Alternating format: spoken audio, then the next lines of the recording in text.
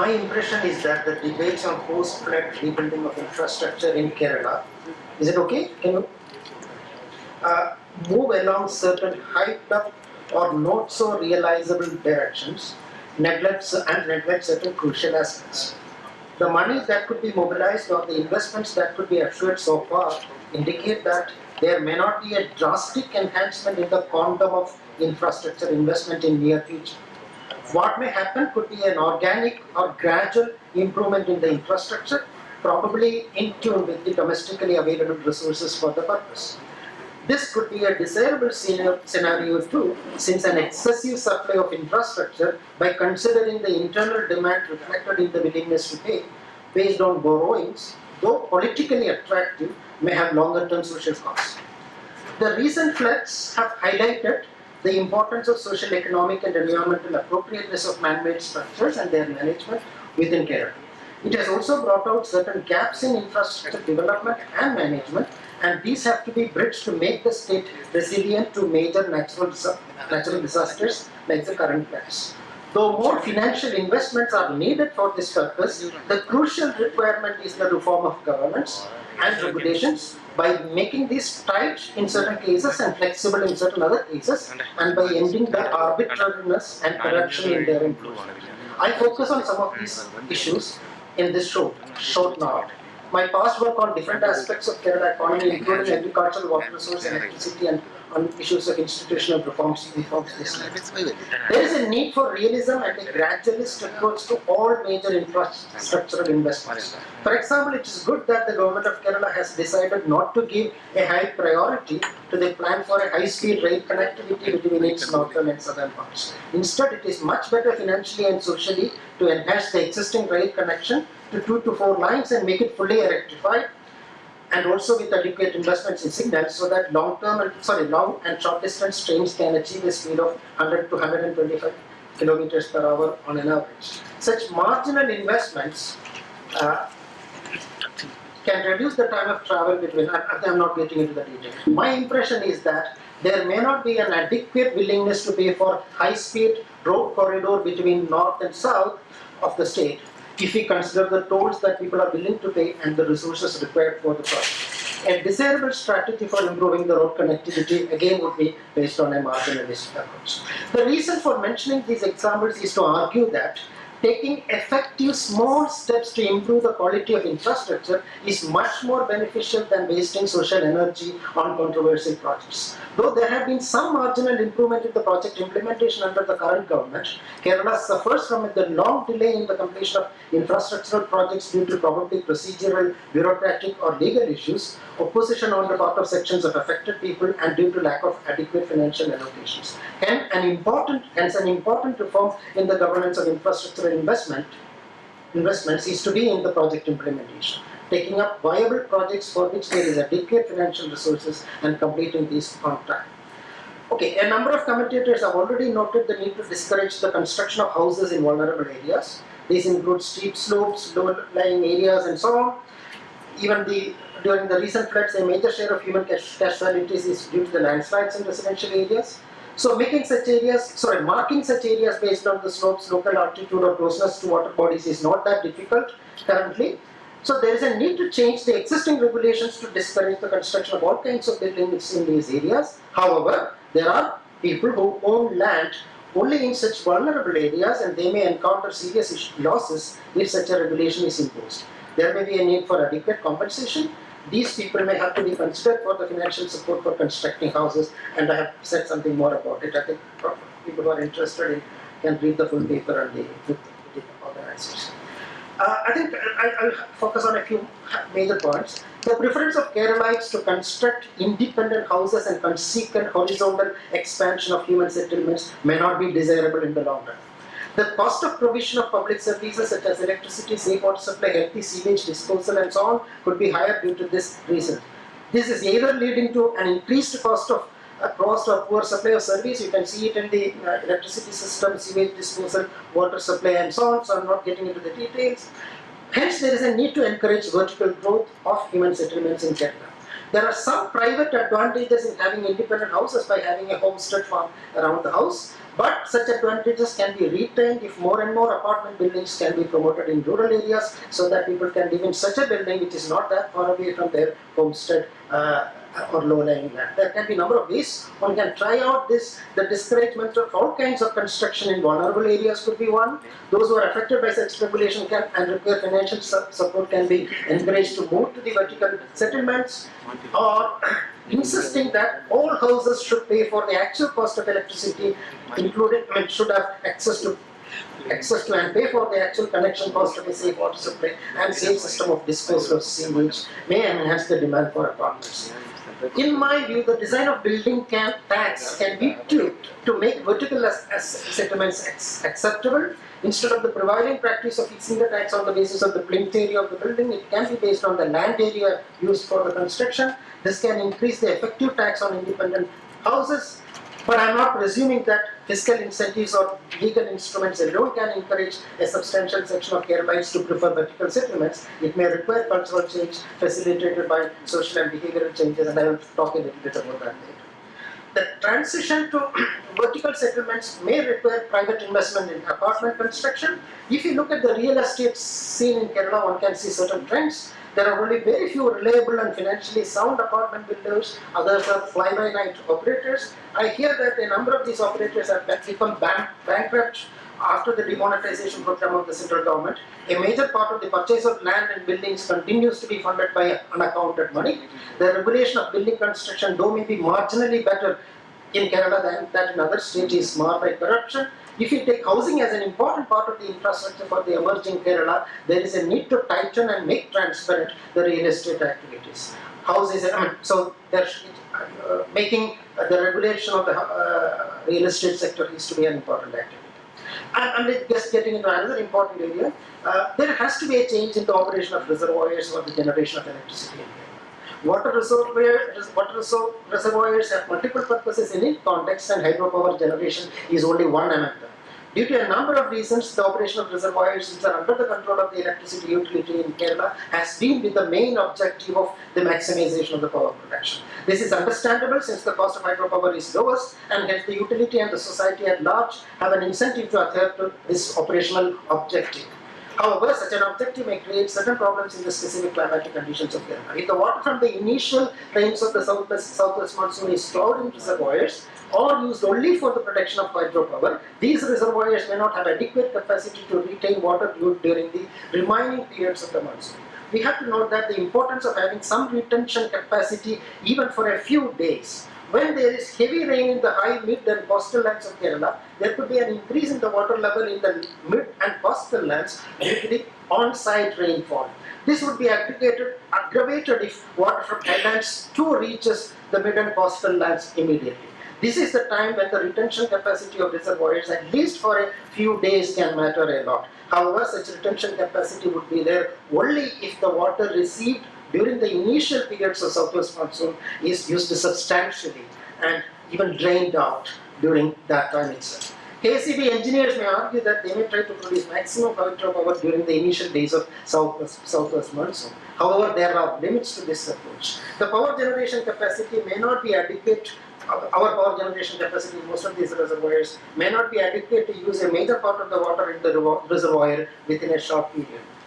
In fact, there is some merit in having some excess generation capacity. Actually, some of the countries would argue that if your requirement is 100, it's better to have a power generation capacity of 130 to 140%. So some kind of a underused or unused capacity is always low. So, moreover, there could be maintenance shutdowns, as we have seen in this case. My impression, and also, of course, it is possible for the KCB to create more electricity and sell it to the national grid at that point of time, and they are already doing it. I am aware that they are already doing it, but even that's not sufficient. Flood control has to be an explicit objective of the operation policy of the reservoirs, and this may reduce the overall quantum of hydropower generation within the state, and this can be missed. So, in that sense, that cost is to be considered as a cost for flood protection, and that has to be part of an overall strategy. And in my view, operation of the hydropower reservations has to be entrusted with an independent regulatory authority and not necessarily with the electricity board, because the electricity board is under severe compulsion to maximize its revenues and for genuine reasons. Okay, that's another thing. Another important point at which I want to mention is that the maintenance of natural and man-made asset is not a high priority for our governments. Instead, the focus is on the creation of new assets. The governmental system as a whole has much higher incentives for the creation of new assets rather than maintaining the already created or the natural assets. Absence of adequate maintenance affects the functionality, and I don't have to talk about it. That is true even for the natural assets like say the sort of natural river channels, water channels, and so on. So there are interesting issues here. We all know that the man-made or even natural water channels get clogged and there is not enough maintenance. Local government is supposed to do the maintenance, but probably they don't have enough money for the maintenance part of it. They get money under the plan funds for the construction or the development of new projects, and we all know that their own revenue is also not good. So they have to, probably they are using energy grant for the maintenance, but I'm sure that even probably that's not sufficient considering the overall maintenance plan. So even the maintenance is an issue even with the public works department or the state government. We all know that if for example, minor repairs are, if they are done, it will not only make these functional immediately, but also it will reduce the overall cost of maintenance and repair.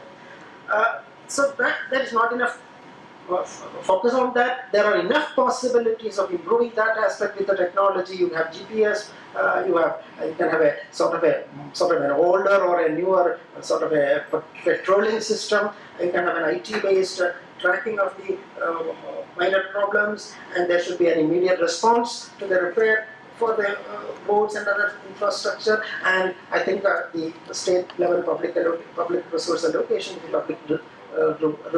Public Works Department also has to meet that requirement. Another interesting point which I want to highlight, which probably many people don't talk these days, is the approach towards taxi aggregators. I think taxi aggregators, we should not be looking at only the four-wheelers. The two-wheeler taxis are actually a very functional and useful service in many parts of the world, many parts of the poorer world. And I would say that these two can function as supplementary public transport in cities and towns, and also to facilitate connection to rail and sort of metro transport, etc. But we are not taken proactive steps to facilitate the aggregators, and I think we need to take this particular issue seriously. Okay, that's another important one. Public-private partnership is something which I just want to highlight. Public-private partnership, broadly I would say that there is an interesting model from Kerala, and which is the CR model, where I think public government plays an important role, whereas you can have the Virinum model where the private party plays the most important role. But I see some virtue, some merit in the so-called CR model of PPP, because actually the most of these roads, airports, etc., all have the certain level of natural monopoly character, and that means if it is a completely or a dominant, if there is a dominant private player, it can lead to some kind of a social losses. So I would strongly urge of course now Kerala government has a natural tendency to stick to the CR model of PPP, and that's a very good point.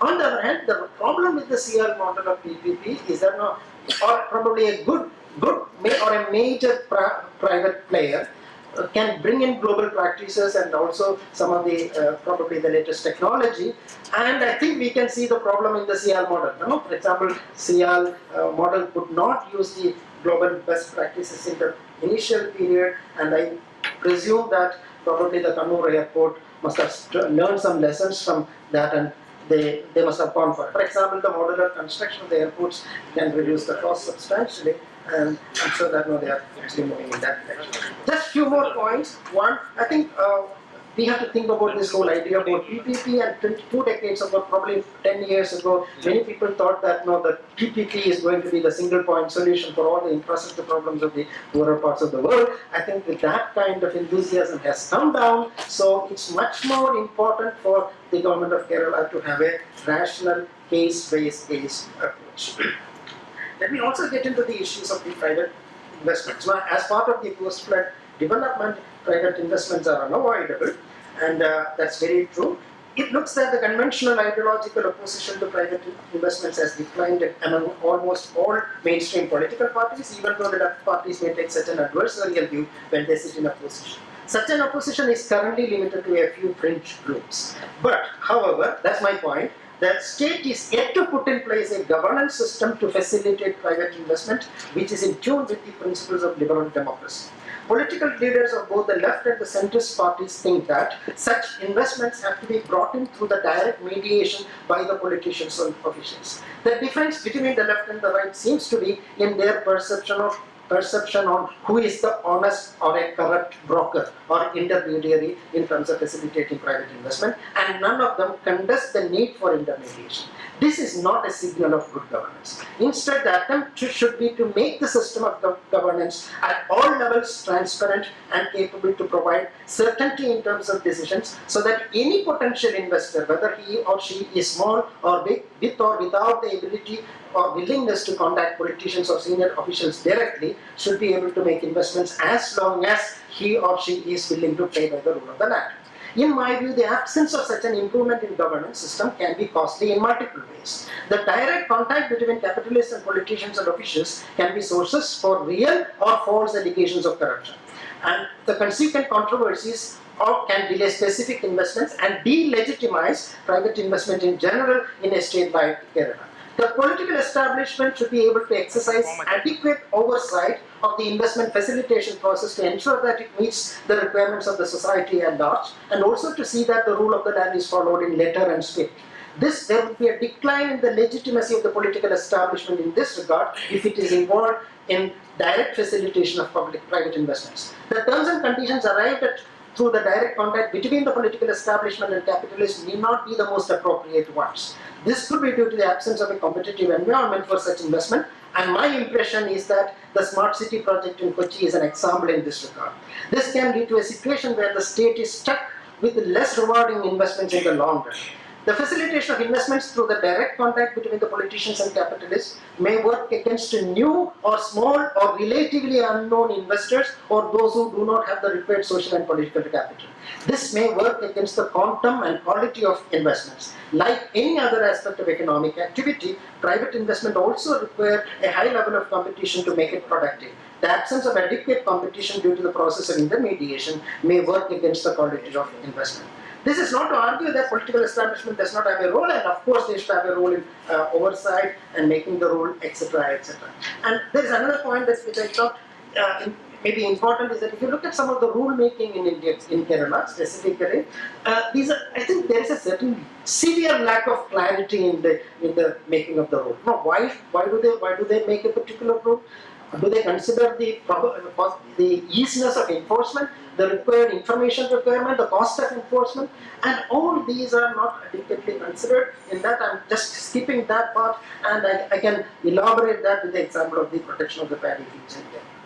So, again, there is also a need to think about the Land Ceiling Act. Land Ceiling Act, actually, I am not for allowing private players to pool land and use it in the way that they like. And personally, I feel that, for example, even if you allow large private players, like even in the case of a special economic zone, such private ownership may lead to underuse of the land, or the land may not be used for the most productive purpose. In essence, the land use regulation requires substantial reforms in the state to enable post-disaster assessment, post-disaster development. So, generally, a lot more rethinking has to go into the land use or both the Land Ceiling Act. Let me just, I think I'm coming to that end, so that I think I'm not taking for the 15 minutes. Is that okay? 20 minutes. In this context, let me outline briefly the features of a sustainable land management strategy. There is a need to classify land all over the state into a few categories of possible development activities that can be permitted there. The need for prohibition of construction of houses in steep slopes and flood-prone and low-lying areas is already mentioned. Certain low-lying areas may be used for certain activities, but not for all types of activities. But the the full-fledged development may be allowed in certain other areas. So that way the land use classification has to be much more tight, and there has to be a proper enforcement there. But we should have the basic understanding that the restriction of development in certain areas is for the benefit of all in Kerala. That would mean that those who benefit from land development restrictions may have to compensate those who are likely to incur losses due to such restrictions. Those who have only land on the sort of steep slopes and low-lying areas. This may be operationalized through a development tax on those lands where such development is allowed, and by providing financial support to those whose land cannot be used for construction purposes due to regulations. So there is a need for thinking about appropriate compensation mechanism. Actually, we have not thought about an appropriate compensation mechanism even when we designed the regulation for the protection of the paddy fields in Kenya. Okay, my last point. I am not presuming that all desirable changes in governance can be brought about through the actions of the government. There have to be efforts on the part of the civil society and non-governmental organizations. Though civil society is fairly strong in Kerala compared to other states of India, there is a readiness to participate in collective actions during contingency periods. Behavioral and cultural change is necessary to encourage collective action under normal circumstances. That's a very different thing, no? A collective action under normal circumstances and collective action under emergency situation. We have fairly good willingness to do collective action under emergency situation, but we are somehow we have not developed that ability to do collective action under normal circumstances. Though there, for example, I can give you an indicator, though there are residents associations managing apartment complexes, a major share of these are stuck with free riders and non-collaborators, and also some of them in legal problems. So though Keralites are willing to spend a substantial amount of money for private facilities like independent houses, their willingness to contribute to public goods does not seem to have gone up significantly, and there is a need for social change to address all these issues. Thank you very much for this opportunity.